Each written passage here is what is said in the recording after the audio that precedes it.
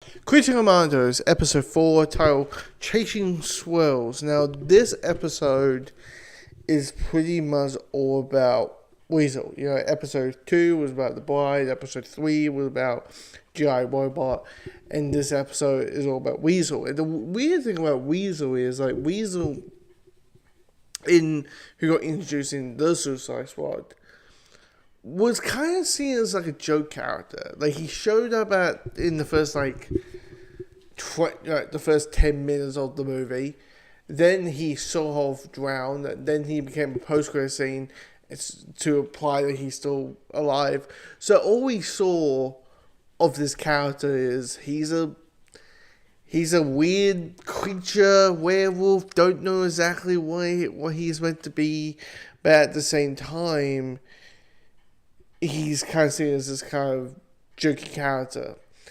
And, plus we know that he killed 27 children, though they say. And what this episode is explore that question of, did he really kill 27 children? Or was it something else?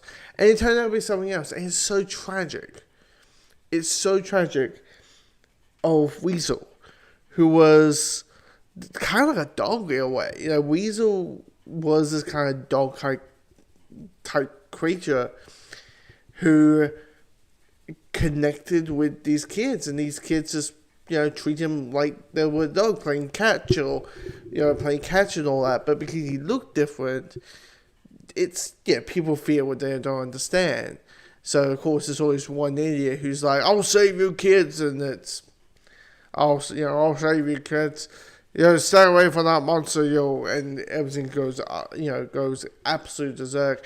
And those final 3 minutes, it's just, you understand who he is as a person, or as a thing, or as it. You understand Weasel.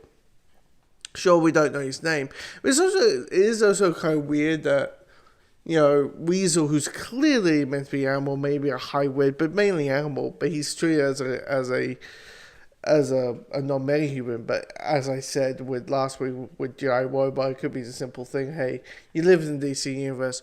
What is meant for metahumans and non-metahumans, and what's an animal, what is an animal, what is all those things kind of get very blurry. So I understand maybe there's that nature of it, but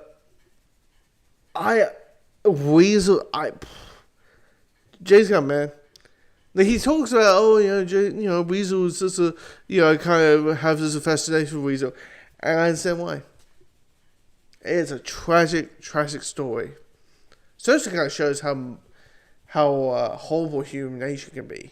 How we just, because something looks different, that we just assume the worst of it. It is a whole aspect of it. Now, of course, we also got all the stuff with the main characters. Now, last episode was just one big action sequence. This episode is basically, here's some information.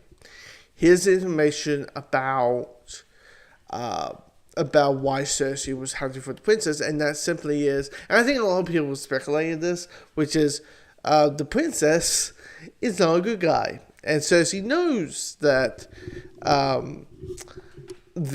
Cersei knows that she's not a good guy, and so she's trying to prevent the end of the world as we know. And as people glimpse, we never thought. I think it's funny because at this point we are less than 5 hours away from the Superman trailer.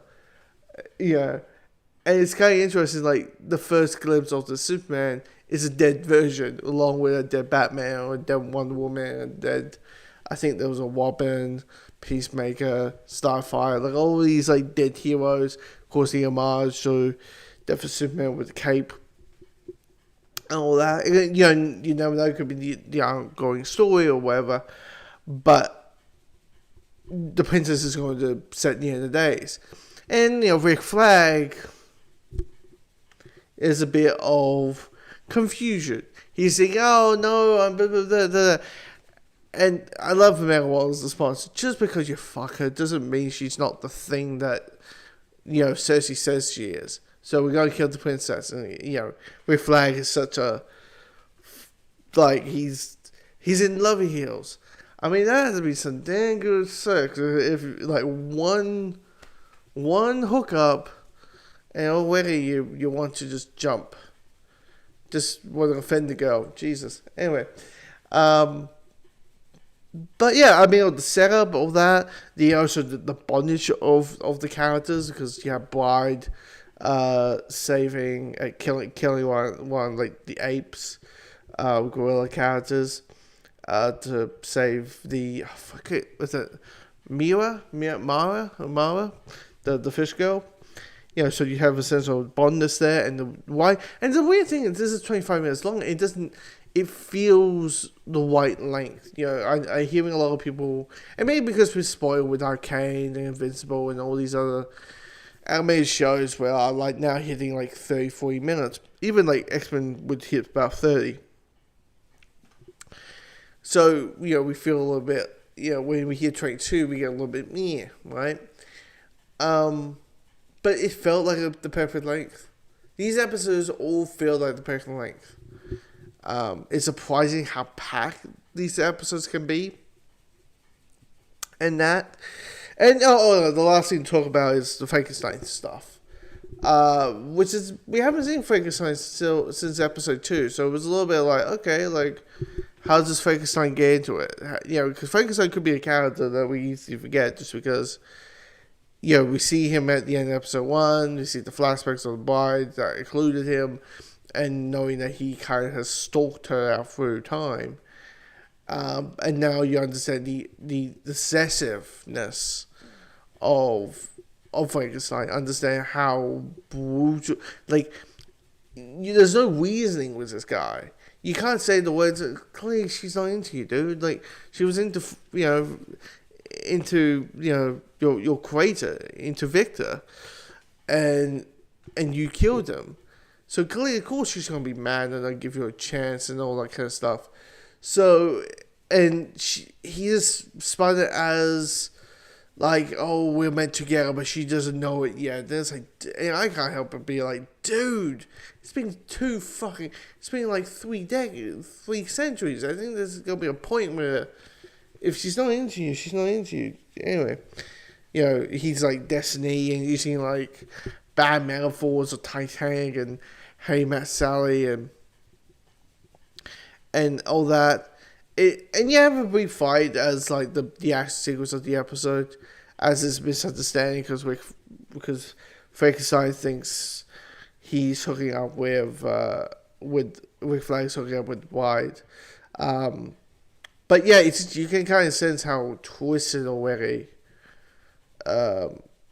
You sense like, okay, how misguided he was when the boy was at the beginning, and now we understand how twisted and dark and absolutely like it's just absolutely. And we only got 3 episodes left, so it'll be interesting how they're going to, so technically about an hour left of the show or whatever. So it'll be interesting how they wrap it up. I mean, what I assume it's going to be is, because I didn't know what's the next episode. I think the next episode is done with Mia, I think. Could be wrong. Because, the titles kind of give a hint what it's going to be. But we only got 2 more flashbacks, 2 big origin stories left to tell, and find out who's the big bad. So, find out what the princess wants, or maybe because I would lie, the whole princess being like the most horn dog girl in the world. Let's be honest, it was a very shocker of a thing. But if it was an act, now we get a sense of it. But anyway, if you've seen the episode, comment below, let me know your thoughts.